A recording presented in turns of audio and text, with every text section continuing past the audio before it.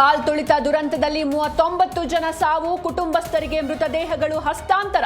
ಮುಗಿಲು ಮುಟ್ಟಿದ ಕುಟುಂಬಸ್ಥರ ಆಕ್ರಂದನ.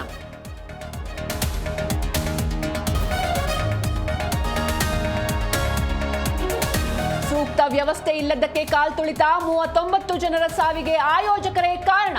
ಟಿವಿಕೆ ವಿಜಯ್ ಬಂಧನಕ್ಕೆ ಜನಾಗ್ರಹ.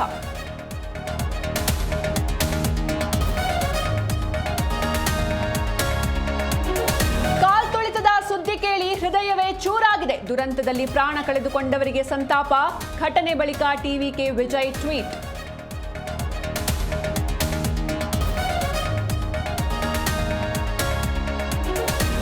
ರಾತ್ರೋರಾತ್ರಿ ಆಸ್ಪತ್ರೆಗೆ ಸಿಎಂ ಸ್ಟಾಲಿನ್. ಮೃತರಿಗೆ 10 ಲಕ್ಷ, ಗಾಯಾಳುಗಳಿಗೆ 1 ಲಕ್ಷ ಪರಿಹಾರ.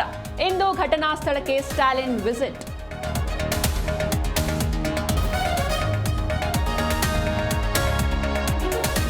ಇಂದು ಏಷ್ಯಾ ಕಪ್ನಲ್ಲಿ ಹೈ ವೋಲ್ಟೇಜ್ ಮ್ಯಾಚ್. ಬದ್ಧ ವೈರಿಗಳ ನಡುವೆ T20 ಫೈನಲ್ ಪಂದ್ಯ. ಮತ್ತೆ ಇತಿಹಾಸ ಸೃಷ್ಟಿಸುತ್ತಾ ಇಂಡಿಯಾ.